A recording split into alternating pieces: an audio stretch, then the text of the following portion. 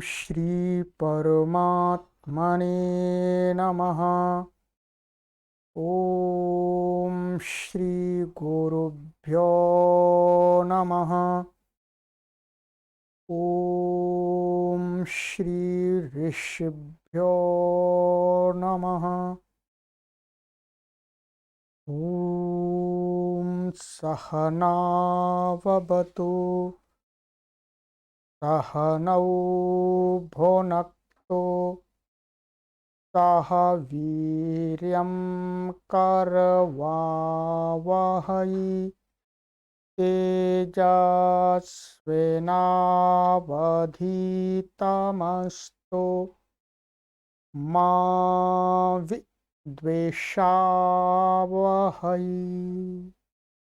ओम शांति शांति शांति। सर्वेभ्यो नमः। देववाणी संस्कृतं यूट्यूब चलदृश्यं प्रति भवतां भवतीनां च हार्दं स्वागतम्। मित्रों, पाणिनीय प्राचीन व्याकरणम अष्टाध्यायी भाष्य प्रथमावृत्ति की कक्षाओं को हम निरंतर पढ़ रहे हैं और आज हम तृतीयः अध्यायः प्रथमः पादः तीसरे अध्याय का आरंभ करेंगे और तीसरे अध्याय का जो प्रथम पाद है उसको पढ़ना आज से आरंभ। और ये कक्षा एक होगी, पहली कक्षा होगी, ठीक है। सबसे पहले हम आपको बता दें कि अब जो तीसरा अध्याय है उस संपूर्ण तीसरे अध्याय की एक प्लेलिस्ट बनाई जाएगी, ठीक है। प्लेलिस्ट में आपको कॉलम मिल जाएगा अष्टाध्यायी भाष्य प्रथमावृत्ति ही तृतीयः अध्याय। उसी में सभी कक्षाएं सीरीज से आपको प्राप्त हो जाएंगी। एक ही प्लेलिस्ट बनाएंगे अब। अब आगे तीसरे अध्याय की एक प्लेलिस्ट बनेगी, एक चौथे की, एक पांचवें की, एक छठे की, एक सातवें की, एक आठवें की, इस प्रकार से बनेगी, ठीक है। पीछे भी हमने बनाई है, पीछे छोटी छोटी प्लेलिस्ट हमने बनाई है, ठीक है। तो और अधिक जानकारी के लिए मैं आप सभी से निवेदन करूंगा कि आप अधिक जानकारी प्राप्त करना चाहते हैं तो देववाणी संस्कृतम ऑनलाइन संस्थान के इस व्हाट्सएप नंबर पर संपर्क करके आप जो भी जानकारी प्राप्त करना चाहते हैं वो निःशुल्क प्राप्त कर सकते हैं। आपसे कोई शुल्क नहीं लिया जाता। तो मित्रों, 2 अध्याय हमने पढ़ लिए, इसको पढ़ रहे हैं। ये कौन सी पुस्तक है? ये पुस्तक है अष्टाध्यायी सूत्र पाठ। संसार की समस्त भाषाओं में सबसे प्राचीनतम भाषा संस्कृत भाषा, उस संस्कृत भाषा के व्याकरण की पुस्तक महर्षि पाणिनि द्वारा प्रणीत अष्टाध्यायी को हम पढ़ रहे हैं। आप संस्कृत भाषा का व्याकरण पढ़ रहे हैं। 2 अध्याय हमने आज तक पढ़ लिए हैं। अब थोड़ी सी हम चर्चा करेंगे। देखो, प्रथम ये तीसरा अध्याय आरंभ हो रहा है। 2 अध्याय हमने इसके पढ़ लिए। इसमें कितने अध्याय हैं? इसके अंदर 8 अध्याय हैं और लगभग इसमें 4000 सूत्र हैं। 2 अध्याय हमने बहुत विस्तार से आपको पढ़ा दिए। सभी कक्षाएं आपके लिए निःशुल्क उपलब्ध हैं, कभी भी आप अपने समय के अनुसार पढ़ सकते हैं। और ये कक्षाएं देववाणी संस्कृतम ऐप के अंदर भी उपलब्ध हैं, वहां पर भी पढ़ सकते हैं। ऐप की जो भी पॉलिसी है उसको फॉलो करते हुए। तो आज से हम इसको पढ़ना आरंभ कर रहे हैं। तीसरा अध्याय, 2 अध्याय हमने पढ़ लिए। अब हम सबसे पहले आपको धीरे धीरे कुछ बताएंगे। हमारा लक्ष्य क्या है? 1 करोड़ लोगों को निःशुल्क ऑनलाइन शुद्ध संस्कृत संभाषण एवं लेखन सिखाना। ठीक है, निःशुल्क, आपसे कोई शुल्क नहीं लिया था किसी से। कोई भी पढ़ने के लिए आइए, कहीं से भी आइए, कोई भी व्यक्ति हो, चाहे कोई पुरुष, स्त्री, बालक, बालिका, कोई भी, किसी से कुछ भी नहीं पूछा जाता है। केवल आप पढ़ने के इच्छुक हैं, आइएगा। देववाणी संस्कृतम यूट्यूब चैनल को सब्सक्राइब कीजिएगा, बेल को ऑन कीजिएगा और पढ़ना आरंभ कर दीजिएगा। कठिनाई आती है तो व्हाट्सएप नंबर पर संपर्क कर लीजिएगा। ठीक है, तो इस अभियान के लिए कार्य कर रहे हैं, इसलिए इसके लिए हम सबसे पहले आपसे गुरु दक्षिणा के रूप में यही निवेदन करेंगे। ऐसे गुरु दक्षिणा हमें चाहिए नहीं, और फिर भी हम निवेदन करेंगे आपसे कि गुरु दक्षिणा के रूप में प्रत्येक पाठक इस संस्कृत के महान अभियान में 1,000 लोगों को जोड़े। देववाणी संस्कृतम यूट्यूब चैनल से कितने? 1,000 लोगों को। ठीक है, अच्छा 1,000 लोगों को जोड़ दीजिएगा, आपकी गुरु दक्षिणा कंप्लीट हो गई। ठीक है। इससे क्या होगा, आप 1,000 लोगों को जोड़ेंगे तो उसमें से 100 लोग संस्कृत भाषा को सीखेंगे भी, इसलिए हम गुरु दक्षिणा मांग रहे हैं। ठीक है, तो 100 लोग सीखेंगे, बहुत बड़ी बात है। 1,000 में यदि 1,000 लोगों ने 1,000 लोग जोड़े तो 10,000 संस्कृत के विद्वान हमारे तैयार हो जाएंगे। इस प्रकार से श्रृंखला बढ़ती जाएगी, फिर वो 10,000 औरों को जोड़ेंगे। ठीक है, तो इसके लिए हम कार्य कर रहे हैं। ये देववाणी संस्कृतम ई गुरुकुलम हरिद्वारम के अन्य प्लेटफॉर्म है, यहाँ से भी आप जुड़ करके यहाँ पर आपको प्रतिदिन संस्कृत शिक्षण तथा संस्कृति, वैदिक संस्कृति से संबंधित सामग्री पोस्ट की जाती है। वहाँ स्वाध्याय का लाभ ले सकते हैं। और प्रत्येक पाठक देववाणी संस्कृतम जो यूट्यूब चैनल है या इसके कम्युनिटी कॉलम को प्रतिदिन देखें। बहुत सुंदर सुंदर हम विचार वहां पर आपके लिए पोस्ट करते हैं। ठीक है, ये हो गया, ये पुस्तक है। अब मित्रों, पीछे भी हम आपसे बार बार निवेदन कर रहे हैं कि जो पाठक इस अष्टाध्यायी संपूर्ण व्याकरण को पढ़ना चाहते हैं, हम तो पढ़ा ही रहे हैं, पढ़ाएंगे ही, तो आपको इसको पढ़ने के लिए पुस्तकों की आवश्यकता होगी। किन पुस्तकों की आवश्यकता होगी प्रारंभ में, वो मैं आपको यहाँ फिर बता रहा हूँ।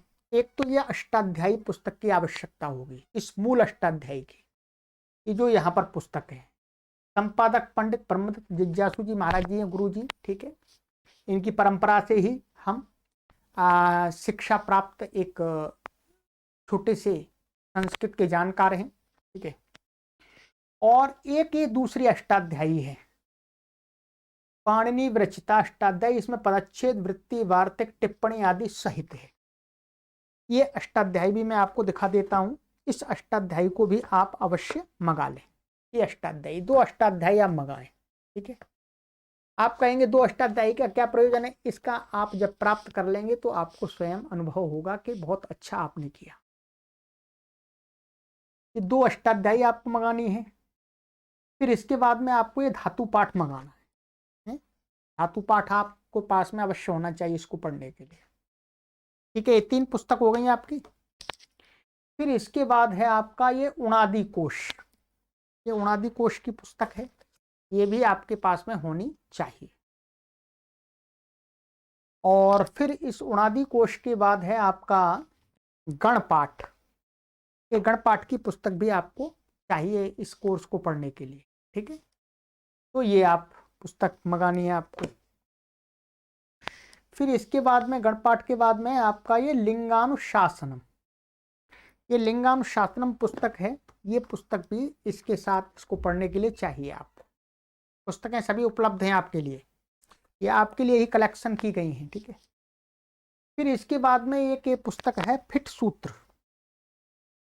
ये फिट सूत्र, पतली सी पुस्तकें हैं, ये फिट सूत्र भी चाहिए आपको। ठीक है, तो ये पुस्तक, और इसके साथ साथ आपको ये पुस्तक और एक चाहिए। ये आप देख रहे होंगे कि शिक्षा शास्त्रम पुस्तक है, वर्ण संबंधी इसमें बहुत अच्छे चित्र सहित बहुत विस्तार से बताया गया है।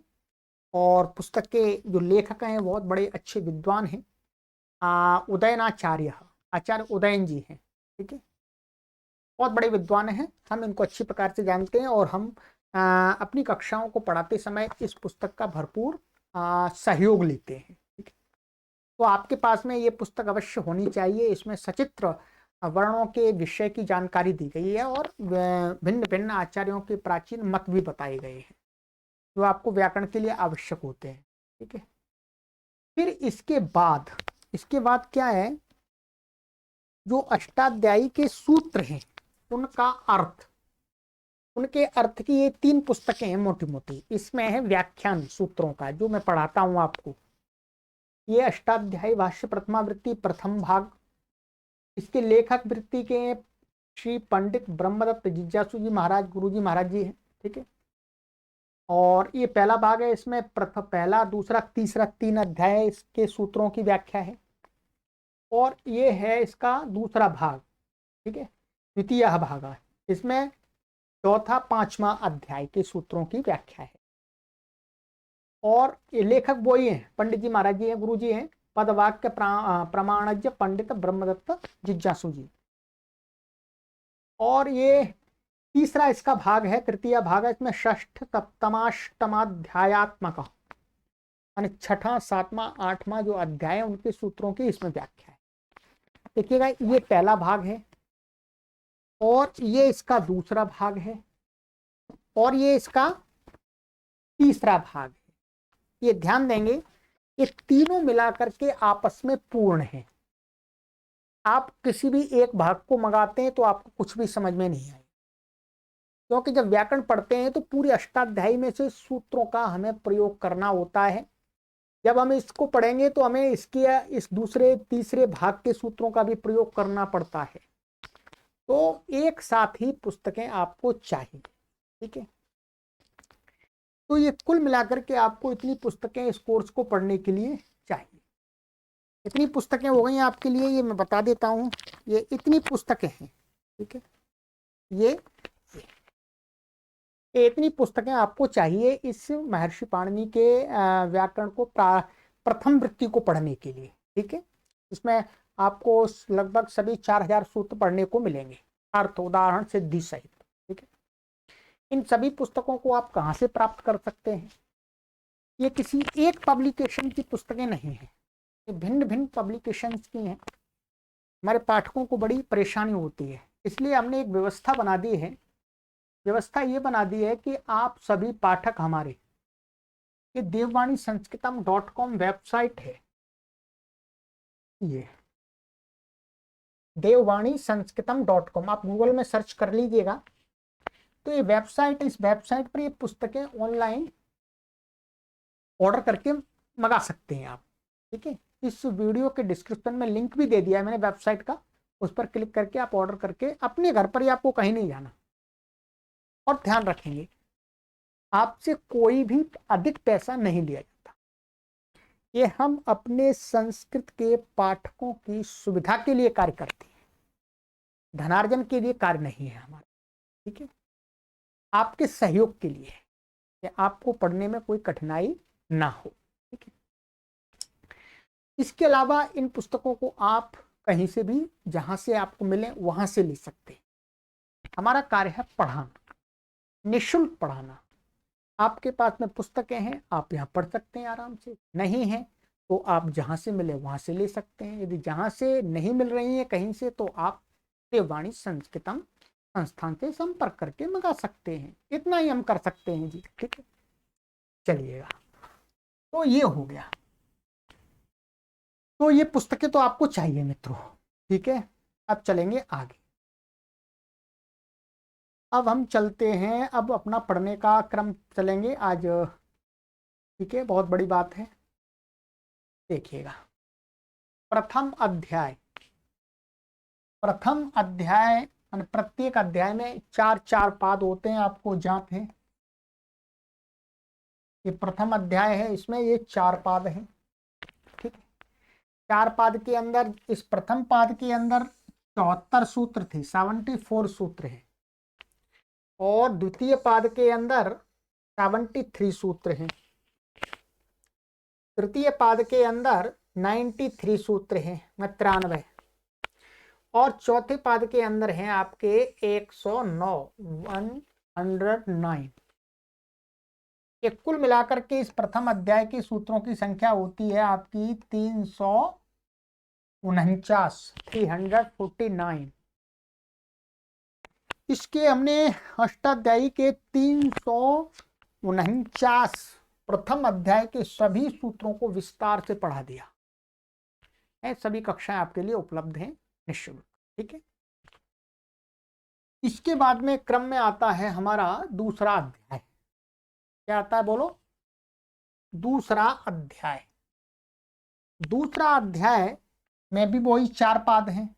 प्रथम पाद में 71 मान 71 सूत्र हैं, द्वितीय पाद में 38 है मान 38 सूत्र हैं, तीसरे पाद में 73 73 सूत्र हैं, और चौथे पाद में 85 माने 85 सूत्र।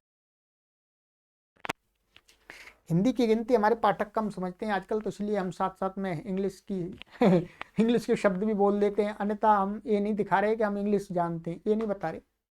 पाठकों की सुविधा के लिए बहुत सारे पाठक हैं, उनको हिंदी की गिनती उतनी एकदम अच्छी याद नहीं होती है, तो उनको समझ में जल्दी से आ जाए इसलिए इंग्लिश की बोल देते हैं। तो ये इस द्वितीय अध्याय के कुल मिलाकर सूत्र होते हैं 267 माने 267 सूत्र। कितने? 267। ये भी हमने आपको कंप्लीट पढ़ा दिया, एक एक सूत्र को विस्तार से, ठीक है। अब आप देखेंगे हमने प्रथम अध्याय और द्वितीय अध्याय में कुल मिलाकर के कितने सूत्रों को आपको पढ़ाया है? बोलो, कितने सूत्र पढ़ा दिए आपको? 616। 616 सूत्र मैंने आपको पढ़ा दिए, और 616 सूत्र को पढ़ाने के लिए मुझे लगभग 600 ही लगभग हैं, एकदम एक्यूरेट नहीं है, लगभग 600 वीडियो बनानी पड़ी हैं। 600 वीडियो आपके लिए उपलब्ध हैं लगभग, ठीक है। कोई भी पढ़ सकते हैं इसको। तो 616 सूत्र हमने पढ़ लिए हैं। इसके अंदर लगभग 4000, हम लगभग कहते हैं, मतलब 2 4 5 कम सूत्र, 5 6 कम, 10 कम, और 4000 सूत्र है। 4000 में से इतने पढ़ लिए हैं, बाकी के आगे पढ़ने, ठीक है। आरंभ में जितने समय में हम 2 अध्याय पढ़ते हैं, उतने समय में ही बाकी के 6 अध्यायों को हम पढ़ लेते हैं। ये ध्यान देंगे, ठीक है। क्योंकि आरंभ में व्याकरण में प्रवेश कराना बहुत बड़ी टेढ़ी खीर होती है। कैसी होती है? टेढ़ी खीर होती है। तो टेढ़ी खीर होती है, तो टेढ़ी खीर को हमने सीधा कर लिया। अब आराम से चलती जाएगी अंदर, दिमाग में अंदर आराम से प्रवेश करती चली जाएगी। तो अब आपको कोई कठिनाई आने वाली नहीं है। जिन्होंने 2 अध्याय पूरे पढ़ लिए क्रम से, उनको आगे 8 अध्याय तक पढ़ने में कोई भी कठिनाई नहीं आएगी, ये हम आपको विश्वास दिलाते हैं। ये ऑनलाइन कोर्सेस तैयार किए जा रहे हैं। हम 100 वर्ष के लिए कोर्स तैयार कर रहे हैं। 100 वर्ष तक इन वीडियोज के माध्यम से कोई भी पढ़ सकता है। ये वीडियो ऐप के अंदर भी उपलब्ध हैं और यूट्यूब चैनल पर भी है, ठीक है। तो 100 साल तक हम अपना काम कर रहे हैं। 100 साल से अधिक भी पढ़ सकते हैं, और 100 साल तक तो हमारे पाठक पढ़ लें, जहाँ पर भी व्याकरण पढ़ना चाहें तो अपनी इच्छा की पूर्ति कर लें। तो ये तो मित्रों ये हो गया। अब इसके आगे हमारा क्रम में आता है तीसरा अध्याय। तीसरा अध्याय देखिएगा, बड़ा अध्याय है, तृतीयोध्याय में 4 पाद हैं। प्रथमः पादः, प्रथम पाद में 150 150 सूत्र हैं, 150। द्वितीयः पादः, इसमें 188 188, ठीक है। तृतीयः पादः, तीसरे पाद में 176, 176। चतुर्थः पादः 117, 117, 117। कुल मिलाकर के सूत्रों की संख्या होती है 631 इस तीसरे अध्याय के सूत्रों की। दो पहले और दूसरा अध्याय मिलाकर के तो 616 ही होते हैं, परंतु इस अकेले में 631 हैं। अब आगे के अध्याय तीसरा, चौथा, पांचवा, छठवां, ये 4 अध्याय बड़े बड़े हैं। सातवां, आठवां फिर छोटे छोटे हैं। महर्षि पाणिनि ने बड़े हिसाब से लिया है, पहले पहले छोटे, अंत अंत में छोटे, बीच बीच में बड़े बड़े रख दिए, क्योंकि ये सरल हैं, बीच वाले सरल हैं। तो अब हम इनको पढ़ेंगे, ध्यान रखेंगे और तेजी से पढ़ेंगे। एक एक दिन में आप देखेंगे हम एक एक दिन में 20, 25, 30, 40 सूत्र तक पढ़ेंगे। एक एक कक्षा में 40-40 सूत्र आराम से पढ़ लेंगे, कोई कठिनाई नहीं होगी। ठीक है, तो यदि आप पढ़ना चाहते हैं जुड़ जाइएगा, गंगा जी में स्नान कर लीजिएगा, डुबकी लगा लीजिएगा। ठीक है, तो चलिएगा। ये तो मित्रों ये हो गया आपका इस तीसरे अध्याय को आरंभ करने से पूर्व आज तक तथा हम आगे क्या पढ़ेंगे उसको हमने जानकारी ले ली। ठीक है, अब आपने 2 अध्याय पढ़ लिए, आपका व्याकरण का थोड़ा सा अच्छा स्तर बन गया है। अब मैं कुछ आपको समझाना चाहूंगा, उसको बात को समझ लेंगे। बहुत सारे पाठ सोचते हैं कि हर सूत्र का अर्थ हमको रटना पड़ता है। क्या है? हर सूत्र का अर्थ रटना पड़ता है और पुस्तकों में अर्थ लिखा हुआ है, वैसा का वैसे याद करना पड़ता है, तो ये बहुत कठिनाई होती है। तो अब हम आपको वो प्रक्रिया बताने जा रहे हैं जिस प्रक्रिया को महर्षि पाणिनि ने अपनी अष्टाध्यायी में फॉलो किया है। अभी तक हमने आपको इसलिए नहीं बताया था क्योंकि अभी तक वो बात आपको थोड़ा समझने में कठिन होती, पर अब आराम से समझ सकते हैं और पीछे जो पढ़ा हुआ है उसमें आराम से घटा सकते हैं। महर्षि पाणिनि के जो ये सूत्र हैं, ये क्या है? सूत्र। आ जाइएगा, सूत्र दिखा देते हैं। ये सूत्र है, ठीक है, यहाँ से सूत्र आरंभ हो रहे हैं। अष्टाध्यायी सूत्र पाठ अतः शब्दानुशासनम। ठीक है, और ये प्रत्यार, और ये फिर ये प्रथमः पादः, प्रथमोध्याय, प्रथमा पादः, ये सारे सूत्र हैं। ठीक है, ये हम पढ़ते आ रहे हैं शुरू से, तभी पढ़ लिया हमने। अब क्या है, प्रत्येक सूत्र का अर्थ हम अपने आप बना लें, बिना रटे बनाए, बिना रटे बनाए। अर्थात पुस्तकें तो हमारे पास में हो, परंतु पुस्तकों में जो दिया हुआ अर्थ है उसको रटे नहीं, वैसा ही उसी अर्थ को बताने वाला अर्थ हम अपनी तरफ से बना लें। तो इसके लिए महर्षि पाणिनि ने कुछ नियम स्थापित किए हैं। अष्टाध्यायी में सूत्रों में नियम स्थापित किए हैं कि जो ये सूत्र हैं उनका अर्थ कैसे करना चाहिए, उस पर थोड़ा हम आपको आज बताएंगे। ठीक है, और फिर हमारा ये तीसरा अध्याय आरंभ हो जाएगा।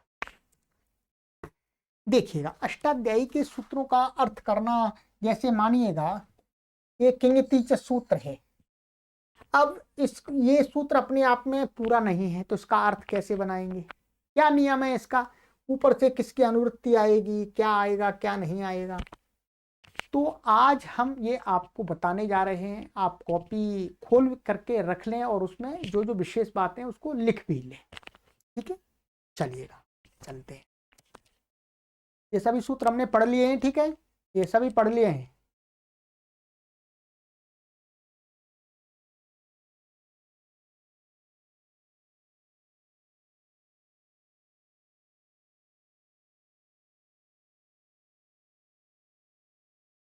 यहां तक मैंने आपको पढ़ा दिया। लोटा प्रथमच का हुआ साहब, ये आरंभ होगा। ठीक है, तो अब चलते हैं। देखिएगा, सूत्रार्थ, सूत्रार्थ माने वृत्ति, सूत्रों के अर्थ बनाने की महर्षि पाणिनि की प्राचीन पद्धति। महर्षि पाणिनि जी अपने सूत्रों का अर्थ कैसे बनाते हैं ये सीख लेते हैं आज। ठीक है, सबसे सूत्रार्थाय माने सूत्र करने के लिए हमको क्या करना पड़ता है, कोई भी सूत्र होता है उसका पदच्छेद करना पड़ता है, पदों को देखना होता है कि भाई इस सूत्र के अंदर क्या पद हैं क्या पद हैं। ठीक है, फिर पदच्छेद कर लेते हैं, फिर उसके अंदर हम देखते हैं समासः। ठीक है, कि भाई उसके अंदर कोई समास है तो समास कर लेते हैं, नहीं है तो कोई बात नहीं। फिर हमको ये देखना पड़ता है कि जो सूत्र पढ़ा हुआ है अष्टाध्यायी में और उस सूत्र के अंदर जो पद पढ़े हुए हैं उन पदों को हम मिलाते हैं तो उनका कोई ठीक से अर्थ निकल के नहीं आता, कोई अर्थ निकल के नहीं आता। इसके लिए फिर अर्थ निकल के नहीं आता तो सूत्र बेकार जाता है। तो इसका एक प्रक्रिया है कि जिन सूत्रों का अर्थ करते समय हमें कुछ शब्दों की और आकांक्षा होती हो, ये हम सूत्र बताएंगे आपको, तो हम क्या करते हैं ऊपर देखते हैं कि इसके ऊपर कौन कौन से सूत्र पड़े हुए हैं और उन सूत्रों में से कौन कौन सा पद यदि सूत्र के साथ में मिल जाए तो एक सही सार्थक अर्थ बन सकता है। ठीक है, तो उसी को बोलते हैं अनुवृत्ति, बोलते हैं अधिकार, बोलते हैं। अधिकार सूत्र क्या है, आगे चलते हैं, आगे आगे चलते हैं। अनुवृत्ति सूत्र क्या है, आगे आगे चलते हैं। हाँ, कहीं कहीं और ना के बराबर थोड़ा पीछे को भी देख लेते हैं कभी कभी कभी कभी है वो है, नहीं तो हमेशा सूत्र नीचे कोई चलते माने आगे कोई चलते हैं। तो ये चीज हमको ध्यान रखना होता। अब हमको ये देखना है कि जब हम किसी सूत्र का अर्थ करने जा रहे हैं और उस सूत्र में पड़े हुए जो पद हैं उन पदों को मिलाकर के कोई अर्थ नहीं बन पा रहा है, हम और शब्दों की आकांक्षा है, तो ऊपर से अनुवृत्ति आएगी या अधिकार आएगा। किसी सूत्र का या किसी सूत्र पूरे का भी आ सकता है, उसका पार्ट भी आ सकता है। तो ऊपर वाले सूत्रों में से हम किस पार्ट की अनुवृत्ति लाएं या अधिकार लाएं, इसके लिए महर्षि पाणिनि ने अपनी गुरु शिष्य परंपरा में एक नियम बताया है कि यदि सूत्रस्थ पदों से अर्थ अपूर्ण होने पर, सूत्र में पड़े हुए शब्द हैं और उनको मिलाने से कोई अर्थ नहीं बन पा रहा है, अधूरा आधा अधूरा अर्थ बन रहा है, तो ऊपर से किस प्रकार के पदों को मान ऊपर के सूत्रों में से हम किस प्रकार के पदों को उस सूत्र में लाना चाहिए हमें। तो यहां पर है असमान विभक्ति पद, ध्यान दीजिएगा क्या है, कोई सूत्र है और उसमें हमें ऊपर से अनुवृत्ति लानी है, तो अनुवृत्ति किन पदों की आती है, तो कहते हैं कि जो सूत्र में पड़े हुए पद हैं, जिस विभक्ति में पड़े हुए हैं, मानिएगा प्रथमा विभक्ति में पड़े हुए हैं, तो ऊपर से जो अनुवृत्ति आएगी वो प्रथमा विभक्ति के पदों की नहीं आएगी, ये ध्यान देंगे।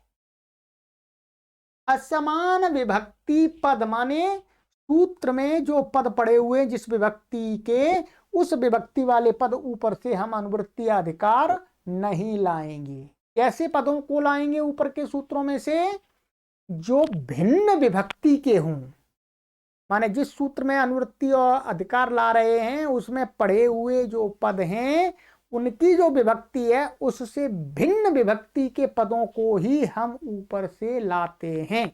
समान विभक्ति के पदों को नहीं लाते। ठीक है, अभी समझ लीजिए, अभी उस बाकायदा मैं आपको एग्जाम्पल दूंगा तब आपको समझ में आएगी बात।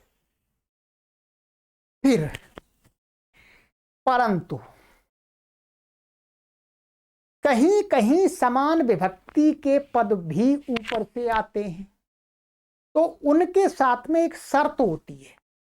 समान विभक्ति, ठीक है, मोस्टली तो क्या होता है, ज्यादातर तो असमान विभक्ति कहलाते हैं, परंतु समान विभक्ति के पद यदि आएंगे अनुवृत्ति रूप में या अधिकार रूप में, तो उनके साथ में एक शर्त जोड़ी गई है कि वो जो पद होंगे, समान विभक्ति वाले पद होंगे, समान विभक्ति वाले, वो कैसे होने चाहिए, विशेषण। माने सूत्र जो नीचे सूत्र पड़ा हुआ है उसमें जिस विभक्ति के पद हैं उसी विभक्ति के पद ऊपर से यदि आ रहे हैं तो वो क्या होने चाहिए, उस सूत्र में पड़े हुए पदों के विशेषण होने चाहिए।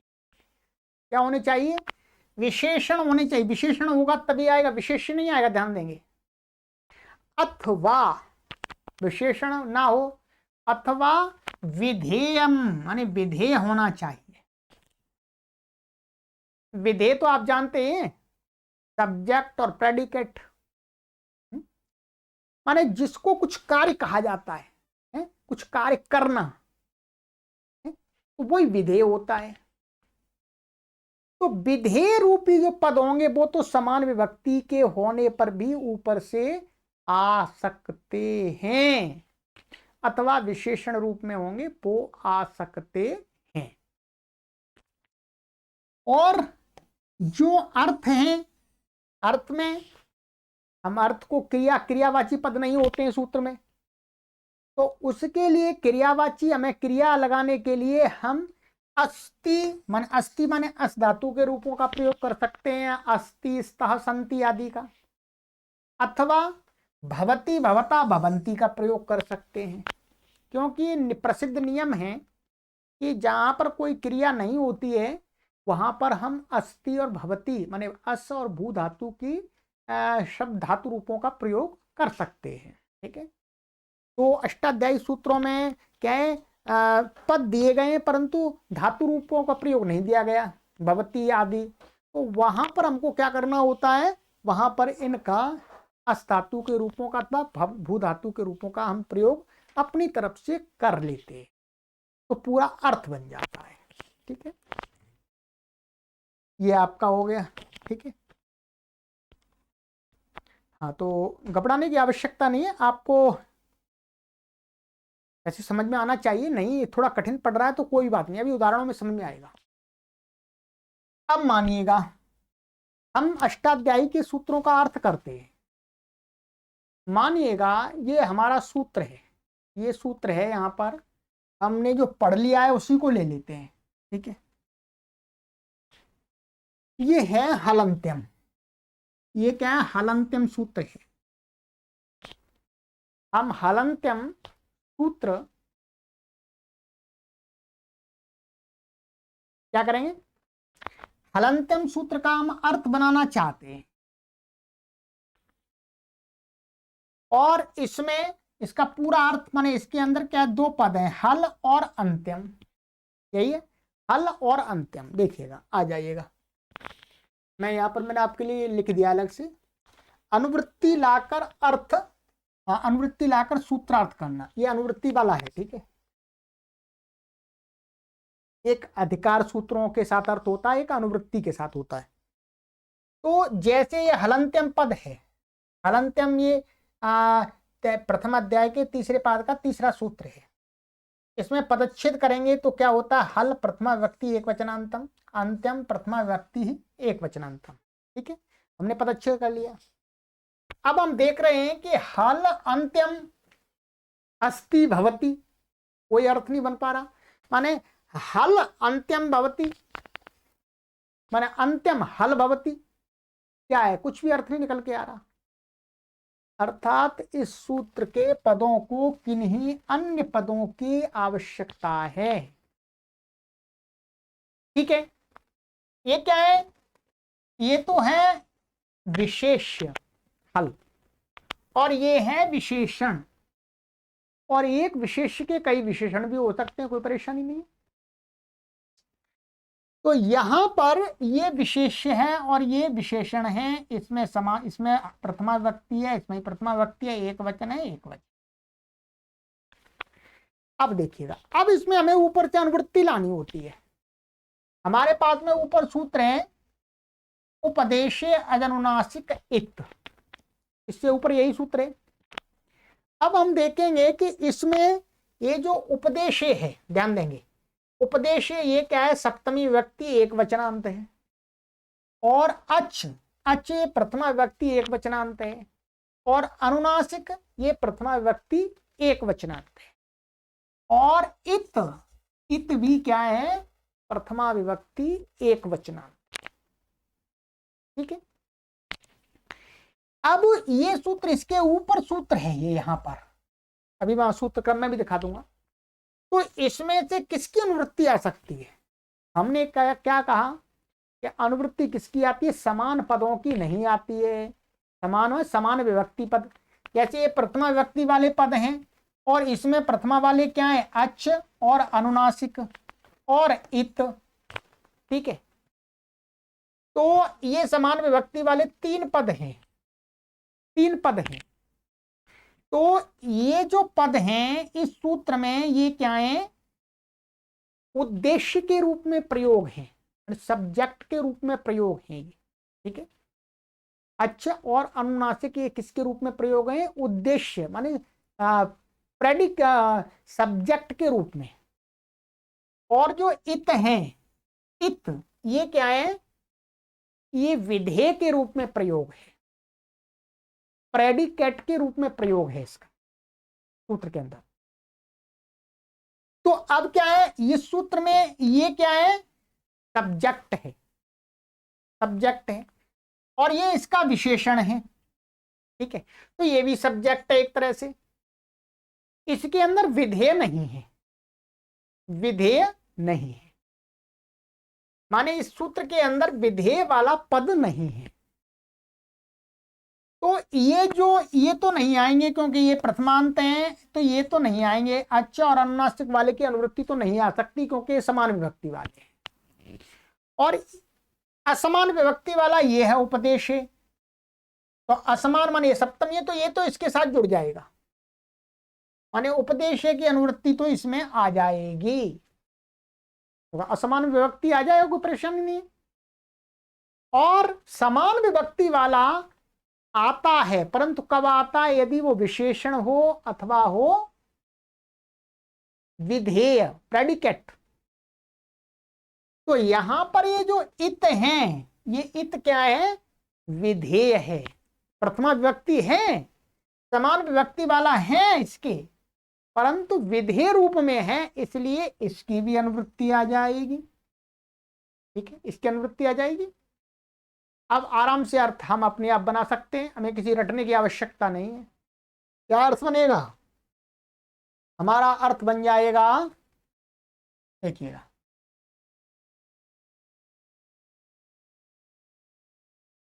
उपदेशे अंत्यम हल भवति, बन गया। माने उपदेश में जो अंत्य हल, ये क्या होता है, ये विधेय वाला इत माने इत संज्ञक होता है अर्थ में। भवती का हमने प्रयोग कर लिया, जो कि यहाँ कोई क्रिया नहीं है, इसलिए अस्ति भवती, अस्ति भी कह सकते हैं, भवती भी कह सकते हैं। ठीक है, बन गया अर्थ। ठीक है, ये ध्यान रखना है। इसकी अनुवृत्ति नहीं आई, क्यों नहीं आई, ये समान विभक्ति वाला है, और विधेय नहीं है, विशेषण नहीं है,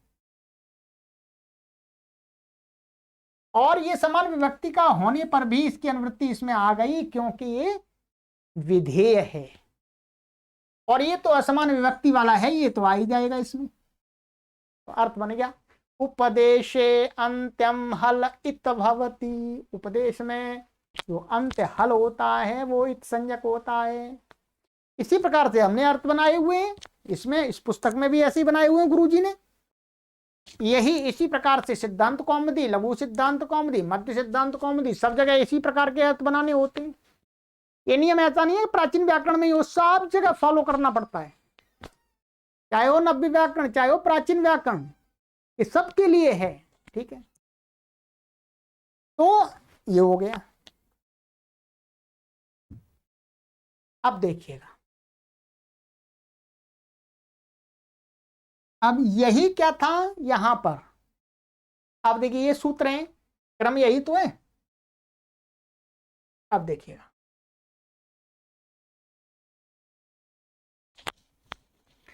ये सूत्र है भूवादयो धातवः उपदेश्य अजनुनासिक इत हलंत्यम और न विभक्तौ तुष्माः आदि है।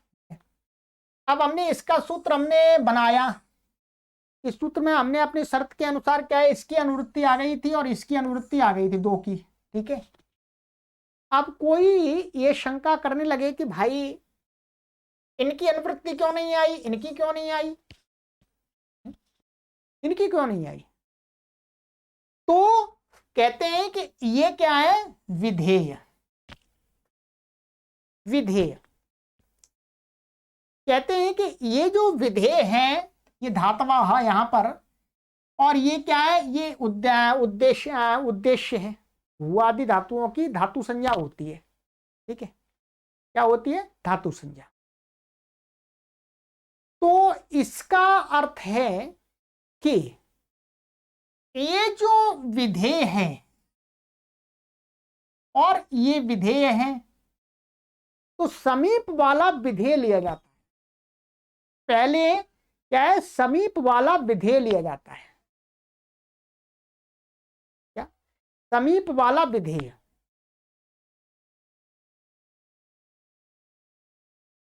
ये विधेय है और इसमें भी प्रथमा व्यक्ति है, परंतु ये यहां पर नहीं आएगा क्योंकि इसमें ये इत विधेय आ गया। ठीक है, इसको आपको समझ लेना है।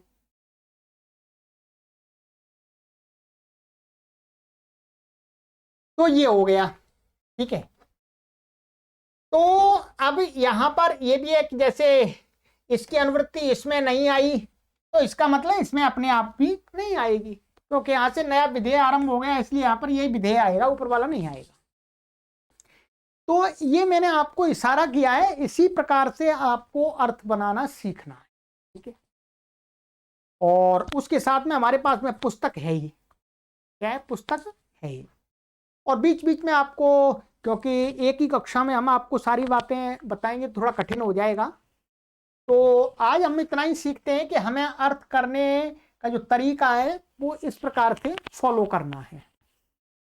इसी प्रकार से ये दूसरा उदाहरण है। ठीक है, उदाहरणार्थ सूत्रार्थ वृत्ति को नीचे देखें, ये अधिकार सूत्रों को ला करके सूत्रार्थ बनाने का है। वो तो अनुवृत्ति आ रही थी, ये अधिकार सूत्रों का। जैसे ये वर्तमाने लट सूत्र है, देख लीजिएगा क्या है, वर्तमाने लट, ये 3-2-123वां सूत्र है। इसमें वर्तमाने में सप्तमी व्यक्ति एक वचनांत है, लट प्रथमा व्यक्ति एक वचनांत है। ऊपर से इसमें प्रत्यय ये 3-1-1 की और परश्च 3-2-2 का अधिकार आता है। क्या आता है, अधिकार। और इसमें ये 5वें अध्याय तक चलता है इनका अधिकार। और धातो हो, ये जो धातो सूत्र है ये है आपका 3रे अध्याय के प्रथम पाद का 91वां सूत्र।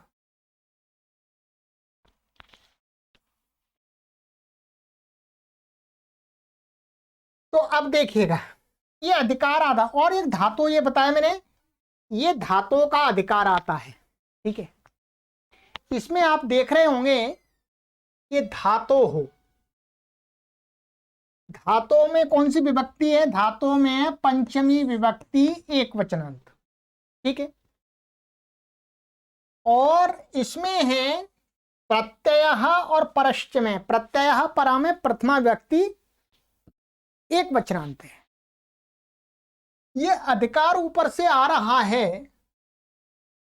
देखिएगा ये समान विभक्ति इसमें वर्तमाने लट, लट में ये लट क्या है, लट होता है। क्या है, लट होता है। तो ये किसके रूप में है यहां पर, ये मुख्य है, यहां पर विशेष के माने इसका विधान किया जा रहा है। मैं लट होता है और लट के साथ में ही ये क्या है, प्रत्यय और परश्च, ये ऊपर से अधिकार के रूप में आ रहे हैं। अधिकार के रूप में किस प्रकार से आ रहे हैं, ये जो लट होता है, ये लट क्या होता है, प्रत्यय होता है। ध्यान दीजिएगा, ये विधेय है, ये लट का ये विधेय मैं अर्थात विधेय के रूप में है, इसकी प्रत्यय संज्ञा की जा रही है। प्रत्यय के ये प्रत्यय बनाया जा रहा प्रत्यय शब्द से, और ये क्या है, ये विशेषण के रूप में है। ये क्या है, विशेषण के रूप में परा, माने वो जो प्रत्यय है वो परे वाला होता है, माने बाद में रहने वाला होता है। ठीक है, तो अब ये समान विभक्ति है, इसके लट में भी प्रथमा है और इसमें भी, तो भी इसकी अनुवृत्ति आ जा आधा वो अधिकार आ जाएगा। और ऊपर से वर्तमाने आ रहा है, ऊपर से नहीं, इसी सूत्र वर्तमाने सप्तमी विभक्ति, और नीचे धातु सूत्र था, इसमें पंचमी है, तो ये असमान विभक्ति वाला पद हो गया। तो अब इसका अर्थ कैसा बन जाएगा, आराम से बन जाएगा। हमारा अर्थ क्या बन जाएगा, वर्तमाने धातोः परः लट प्रत्ययः भवति। ठीक है, वर्तमान काल में धातु से पर माने बाद में रहने वाला जो लट है वो प्रत्यय होता है, माने इस लट की प्रत्यय संज्ञा भी हो गई, ये अर्थ बन गया। इस प्रकार से हमें पूरी कोशिश करनी है। मैं भी पूरा आगे पढ़ाऊंगा तो आपको बताता जाऊंगा बीच बीच में कि देखिएगा यहाँ पर ये, यहाँ पर ये है। इससे आपको स्वयं अर्थ बनाना सीखना है, क्योंकि रटा हुआ तो भूल जाते हैं। तो हम अष्टाध्यायी के सूत्रों को देख करके स्वयं अर्थ बनाना सीख जाएं। ठीक है, थोड़ा प्रैक्टिस करनी पड़ेगी, ऐसा नहीं कि मैंने पढ़ा दिया और आपको ऐसे बनाना आ गया, एकदम खेल भी नहीं है। पहले तो हमको पहचानना होता है, सूत्रों के अंदर जो पद है उनको पहचानना होता है, इसके अंदर ये कौन सा विशेषण है, कौन सा विधेय है, ठीक है, कौन सा ये सारी चीज पहचान लेंगे, फिर उस सूत्र का अर्थ करने के लिए हमें किन किन पदों की आवश्यकता होती है ये पहचानना होता है। ठीक है, तो हमने आज की कक्षा में आपको ये पढ़ा दिया, ये थोड़ा सा कि इस प्रकार से हम सूत्रों का अर्थ अपने आप करना सीखें और इससे हम सभी सूत्रों का अर्थ अपने आप करने में समर्थ हो जाएंगे। ठीक है, तो ये हो गया। यहाँ पर ये मैंने सूत्र लिख दिए थे, प्रत्यय परश्च ये, और ये धातु आ रहा है ऊपर से, और ये दूसरे अध्याय दूसरे पाद का तीसरे पाद में ये वर्तमान लट है 123वां, सूत्र संख्या वहां लिख दी थी। तो इस प्रकार से हम अर्थ बनाना सीखें। ठीक है, चलिएगा, अब ये हो गया। अब है हमारा तीसरा अध्याय। ठीक है, तो कुछ सूत्रों को पढ़ लेते हैं, सरल है, कुछ कठिन नहीं है। ठीक है, एक दो सूत्र पढ़ेंगे और फिर हम आगे देखेंगे। आइएगा, अथ तृतीयोऽध्यायः प्रथमः पादः। प्रत्ययः, प्रत्ययः प्रथमा व्यक्ति एकवचनान्तम्, अर्थः इतोऽग्रे आपञ्चमाध्याय परिसमाप्तेः प्रत्ययः इति संज्ञात्वेनाधिक्रियते। कहते हैं कि इतो अग्रे माने यहां से आगे, तीसरे अध्याय के प्रथम सूत्र से लेकर के आगे आगे कहां तक, आपंचमाध्याय परिसमाप्ते, पांचवें अध्याय के अंतिम सूत्र माने 160 चौथे पाद का, वहां तक प्रत्ययः, ये प्रत्यय ऐसा, इति संज्ञात्वेन माने संज्ञा रूप से, अधिक्रियते अधिकार जाता है, माने जो भी कुछ होगा प्रत्यय है, ये प्रत्यय है, ये प्रत्यय है, संज्ञा माने नाम रखा जाएगा। तो ये कैसा सूत्र है, संज्ञा सूत्र है और अधिकार सूत्र है। ठीक है, इसके उदाहरण यहां पर दिए हैं, देखिएगा। ये उदाहरण इसका दिया था यहाँ पर, कर्तव्यम करणीयम, ठीक है, कर्तव्यम करणीयम। तो यहाँ पर क्या होता है, ये क्री धातु थी, ये सिद्धि हम आगे करेंगे। वैसे यहाँ पर ये इसमें ये जो कर्तव्यम की सिद्धि है वो यहाँ पर आएगी इसी में तीसरे सूत्र में आ जाएगी, ठीक है। तो यहाँ पर मुख्य रूप से हम इतना देख लेते हैं, वहां सिद्धि कर लेंगे कि ये एक डुक्री धातु थी, यहाँ पर हम इसको प्रत्यय ले आए थे, तव्या तव्या नियर। तो ये जो इस सूत्र से जो यहाँ पर तव्य प्रत्यय हुआ, ये तव्य हुआ है, इसको क्या है, प्रत्यय परश्च, मैंने प्रत्यय, इसका नाम प्रत्यय हो गया। किससे हो गया, क्योंकि ऊपर से प्रत्यय की अनुवृत्त अधिकार आ रहा है, नाम रख दिया प्रत्यय सूत्र ने, ठीक है।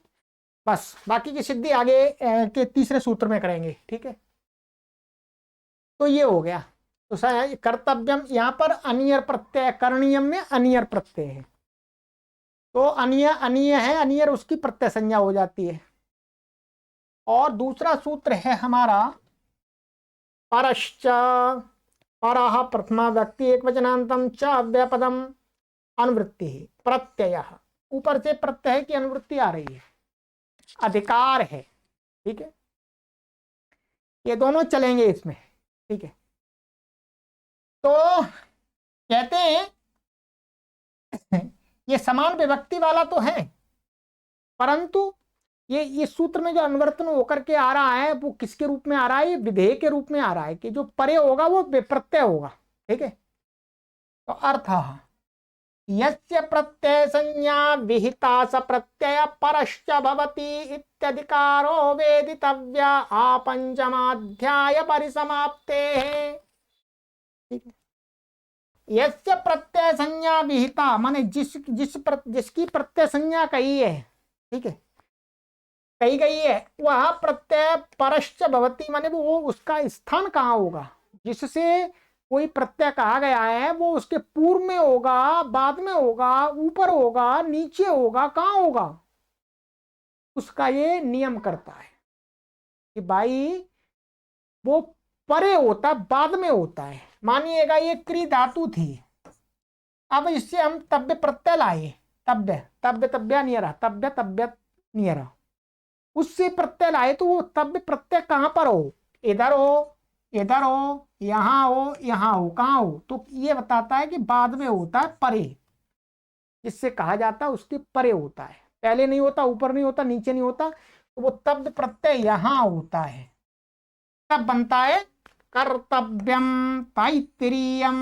इनके ये दोनों सिद्धियां आगे के सूत्र में देखेंगे, ठीक है। तो ये सिद्धियां आगे के सूत्र में आएंगी, आद्युदात्तश्च, ठीक है।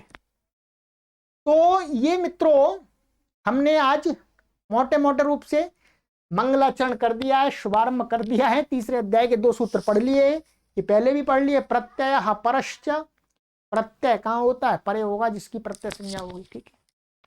अब आगे की कक्षा में तेजी से पढ़ना आरंभ कर देंगे। आद्युदात्तश्च आगे सरल है, कोई कठिनाई नहीं, चलिएगा। तो इन पुस्तकों को आप सभी पाठक अवश्य मंगा लीजिएगा devvanisanskritam.com वेबसाइट से, जिससे आपका जो भी वीडियो के सहयोग से पढ़ेंगे तो पूरा आपको उसका लाभ मिल जाए, ठीक है।